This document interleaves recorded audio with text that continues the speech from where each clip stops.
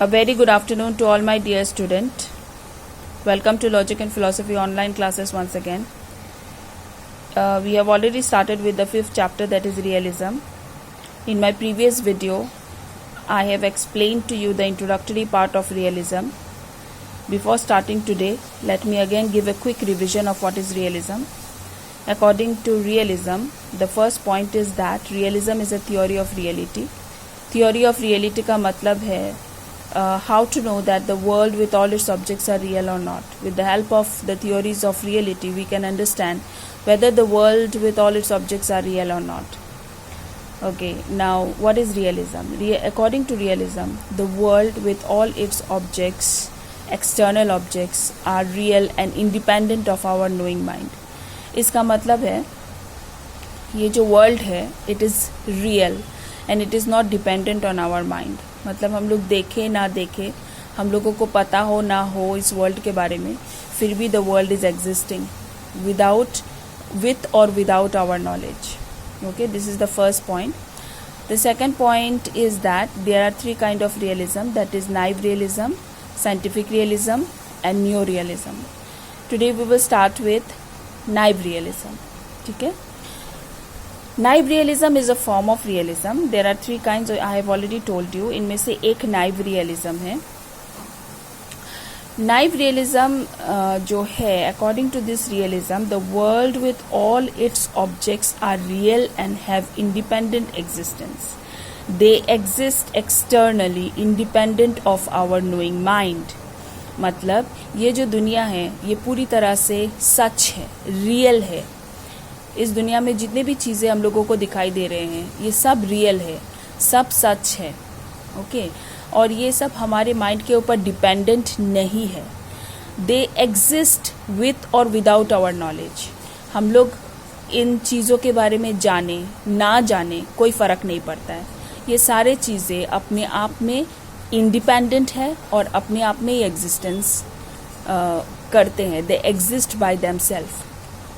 Okay, so this is the meaning of naive realism.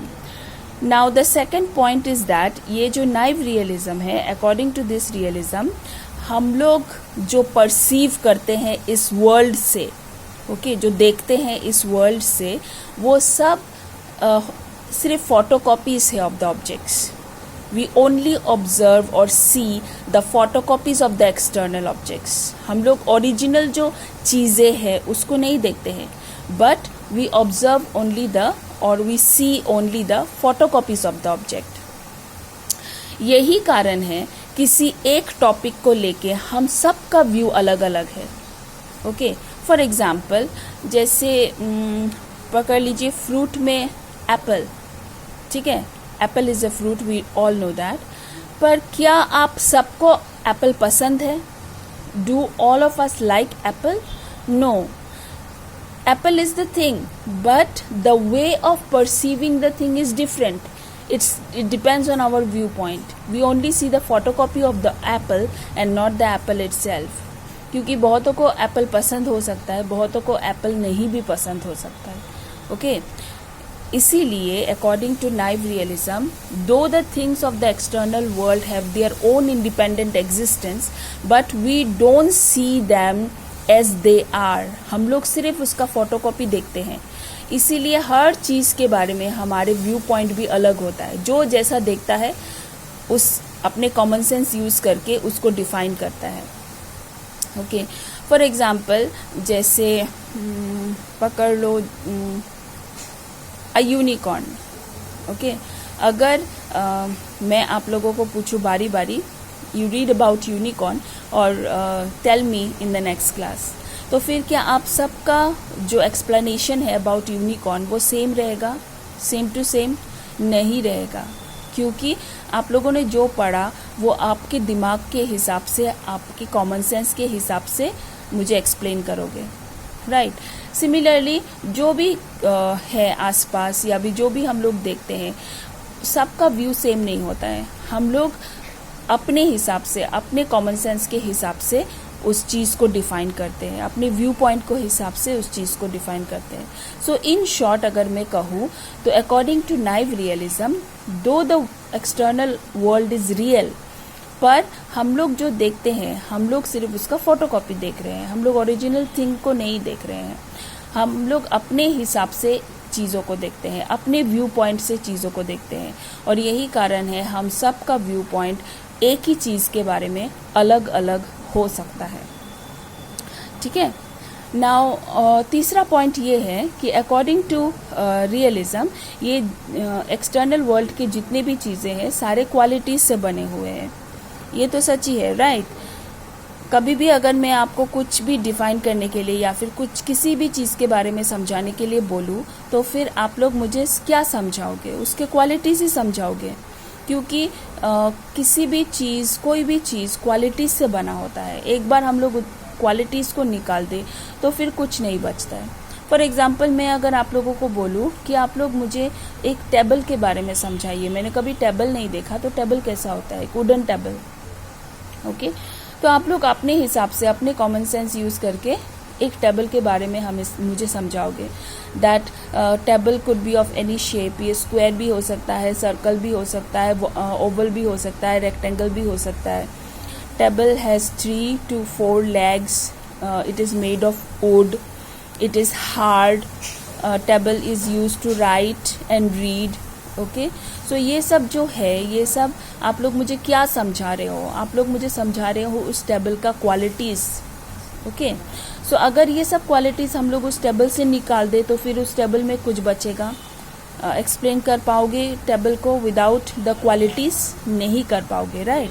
So naive realism भी यही कह रहा है कि इस दुनिया में जितने भी चीज़ें हैं वो सब क्वालिटीज़ से बना हुआ है. ओके. और they have their own existence. So फिर से एक बार जल्दी से हम लोग रिवाइज कर लेते हैं. According to naive realism, the world with all its objects are real. ये फर्स्ट पॉइंट है. दूसरा point, they have their independent existence without our mind. मतलब हम लोग जाने या फिर ना जाने, फिर भी the things of the world exist in themselves. वो अपने आप में रियल है, अपने आप में सच है. ये जो वर्ल्ड है उसके सारे चीज़ें हैं वो अपने आप में सच है, अपने आप में ही रियल है.